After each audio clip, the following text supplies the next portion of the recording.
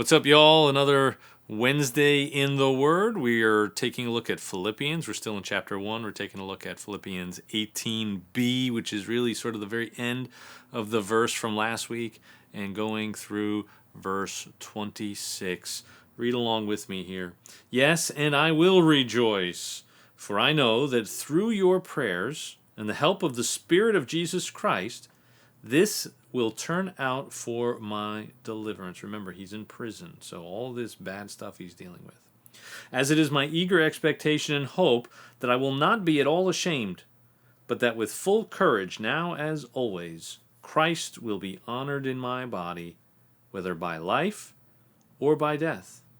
For to me to live is Christ, and to die is gain. If I am to live in the flesh, that means fruitful labor for me. Yet which I shall choose I cannot tell. I am hard pressed between the two. My desire is to depart and be with Christ, for that is far better. But to remain in the flesh is more necessary on your account. Convinced of this, I know that I will remain and continue with you all, for your progress and joy in the faith, so that in me you may have ample cause to glory in Christ Jesus, because of my coming to you again.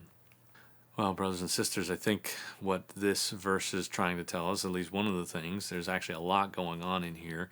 But one of the things is that we are here for a purpose. God has work for us to do. And, as Americans, we tend to work a lot. We tend to be constantly running, constantly doing things and trying things. And maybe we do it a little bit too much, but it is helpful to remember that we are here for a purpose. We're not just here purely for our own desires, our own pleasure, our own relaxation and enjoyment.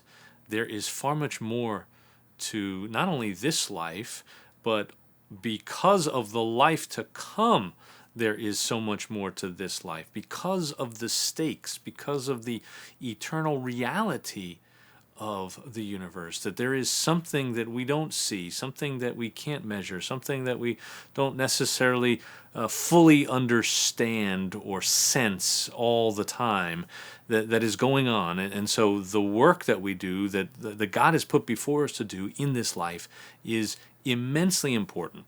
It's our purpose. And so if you are here, whether or not you know what that purpose is at this very moment, doesn't matter. The fact is, you have one. And discovering that purpose is perhaps your first purpose.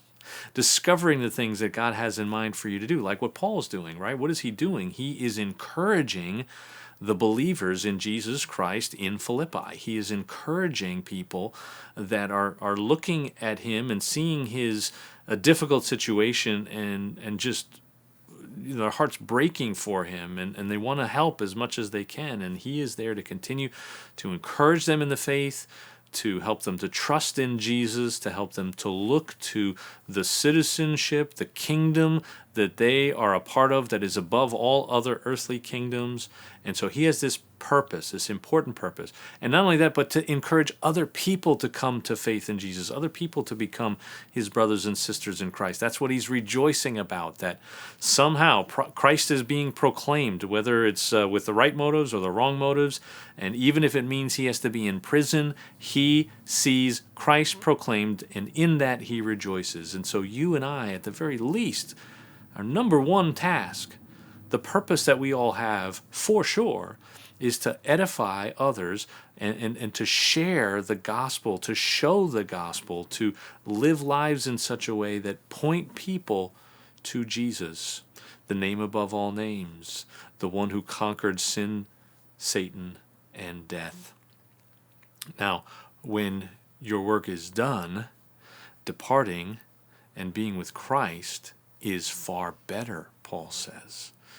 And I think what he's really getting at is who you're with. And, as a pastor, I'm around so many people at the time of a death where they have lost a loved one. And one of the things that they want to hear, one of the things we all want to hear, is how they're going to see this person again, that their love doesn't end simply because this loved one has died.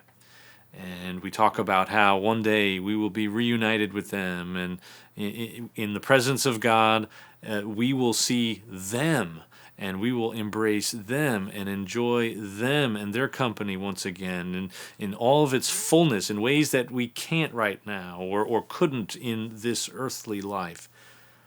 But the reality is that Paul says to be with Christ is far better.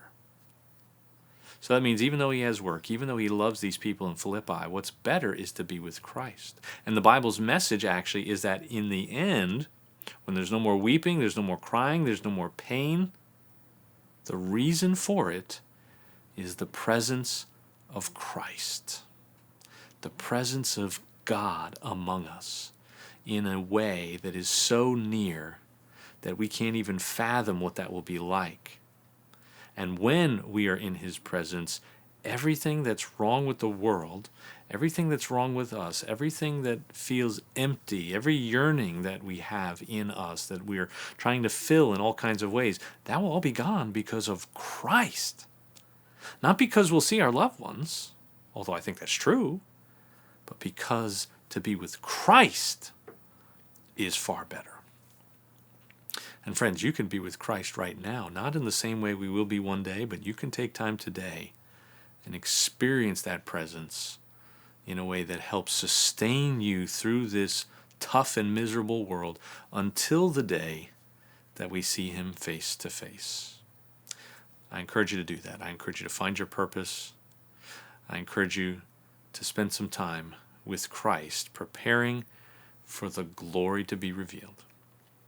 A couple of quick things to announce. Just want to remind you about our one-day camps coming up October 6th and October 13th. Kids are out of school. You need a place for them. We've got something exciting going on at our community center. Sign up for those camps today before it's all full. And then on October 22nd, we have a trunk or treat that we are planning. We are looking for you to come and decorate a trunk. We're looking for you to come with your candy. We're looking for you to come with something for the potluck. We're looking to have church a little bit later that day, 10 a.m. Come in your costume, get ready to celebrate, and tell your friends and neighbors. God bless you. Hope to catch up with you real soon. Bye-bye.